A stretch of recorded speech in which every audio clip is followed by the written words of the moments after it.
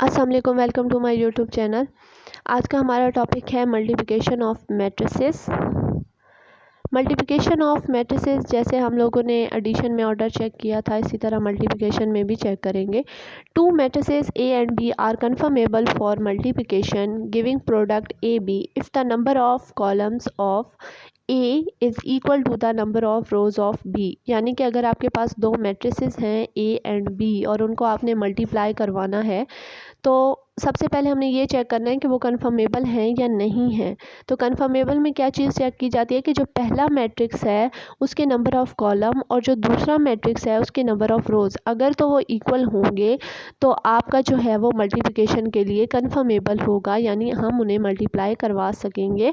और अगर वो इक्वल नहीं होते, यानी कि फ़र्स्ट की जो है वो कॉलम और सेकंड के रोज़ इक्वल नहीं होते, तो वो हम उन्हें मल्टीप्लाई नहीं करवा सकेंगे। जैसे हमारे पास एग्जांपल है, ए और बी मैट्रिक्स दिया हुआ है। यहाँ पे अगर हम ए मैट्रिक्स का ऑर्डर लिखें तो वो बनता है 2 क्रॉस 2, ठीक है, यानी 2 रोज़ हैं और 2 कॉलम है। इसी तरह जो सेकंड है उसका भी 2 क्रॉस 2 बनता है कि उसमें भी 2 रोज़ हैं और 2 कॉलम है। तो हमने क्या चीज़ चेक करनी है, पहले वाले मैट्रिक्स का नंबर ऑफ़ कॉलम और दूसरा वाला जो मैट्रिक्स है उसकी नंबर ऑफ़ रोज़, तो वो दोनों इक्वल हैं, दोनों की 2 2 हैं, यानी इनको हम मल्टीप्लाई करवा सकते हैं। यानी ये जो है वो कन्फर्मेबल है मल्टीप्लिकेशन के लिए, ठीक है।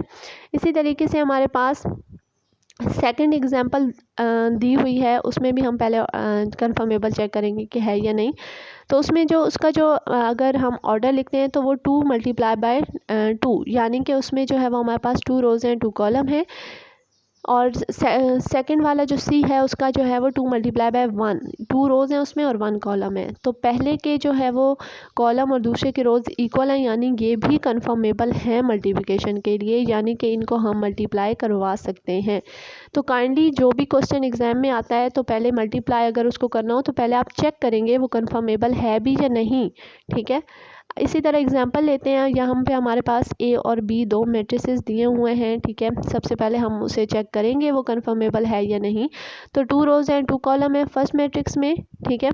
इसी तरीके से सेकंड मैट्रिक्स में भी 2 रोज़ हैं और 2 कॉलम है। तो अगर फर्स्ट वाले का ऑर्डर लिखें तो 2 मल्टीप्लाई बाय 2 और सेकंड वाले का जो ऑर्डर है वो भी 2 क्रॉस 2 है, ठीक है। तो हमने चेक क्या करना था कि फर्स्ट मैट्रिक्स के नंबर ऑफ़ कॉलम और सेकंड मैट्रिक्स की नंबर ऑफ़ रोज़, तो ये दोनों इक्वल हैं, ज़ाहिर है नज़र आ रहा है 2 है, तो ये इक्वल है, यानी इनको हम मल्टीप्लाई करवा सकते हैं। तो अब हम अगर उन्हें मल्टीप्लाई करवाएंगे, मल्टीप्लाई करने के लिए क्या करते हैं, जो फर्स्ट मैट्रिक्स होता है, फर्स्ट मैट्रिक्स की जो फर्स्ट रो होती है उसको सेकंड मैट्रिक्स के कॉलम से मल्टीप्लाई करते हैं, यानी फ़र्स्ट रो को फर्स्ट कॉलम से, फिर फर्स्ट रो को सेकंड कॉलम से, इसी तरह सेकंड रो को फर्स्ट कॉलम से और सेकंड रो को सेकंड कॉलम से। तो यहाँ पे अब फर्स्ट रो में हमारे पास जो एलिमेंट है 1 और 2 है और जो हमारे पास कॉलम है उसमें 0 और 5 है।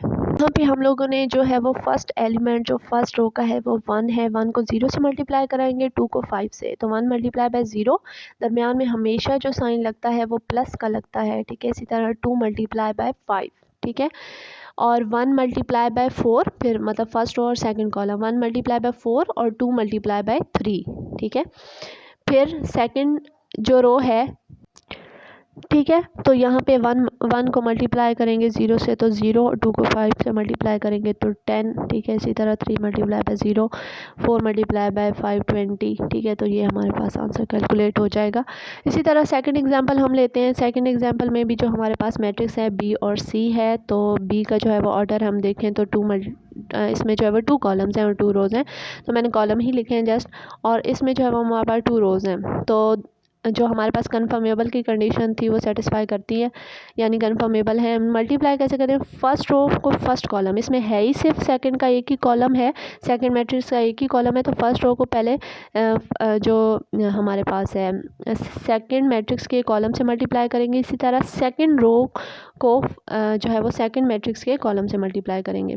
एक और चीज़ जो मैं आपको बताना चाहूँगी कि जिस तरह हमें जब हम लिखते हैं, जैसे फर्स्ट का हम लोगों ने ऑर्डर लिखा है, सेकंड मैट्रिक्स का ऑर्डर लिखा ठीक है। तो जो चीज़ कॉमन होती है जैसे मैंने यहाँ हाईलाइट भी किया है, और बाकी जो बच जाता है यानी कि 2 और यहाँ 1 बच गया है, तो ये जो हमारे पास आंसर आता है ना, ये उसका ऑर्डर होता है। यानी यहाँ से हमें ये भी पता चल जाता है कि हमारे पास जो आंसर आएगा उसका ऑर्डर क्या होगा। तो उसका ऑर्डर हमारे पास क्या होगा, 2 रोज़ होंगी उसमें और 1 कॉलम होगा। तो -1 को हमने 3 से मल्टीप्लाई किया, 2 को 3 से मल्टीप्लाई किया, दरम्यान में हमेशा प्लस का साइन लगता है। तो यहाँ पे हम लोग जब इसे कैलकुलेट करेंगे तो हमारे पास जो है वो आंसर आ जाएगा। आई होप कि आपको समझ आई होगी। अगर आपका कोई भी क्वेश्चन होता है आप कमेंट बॉक्स में पूछ सकते हैं, ठीक है। अल्लाह हाफिज़।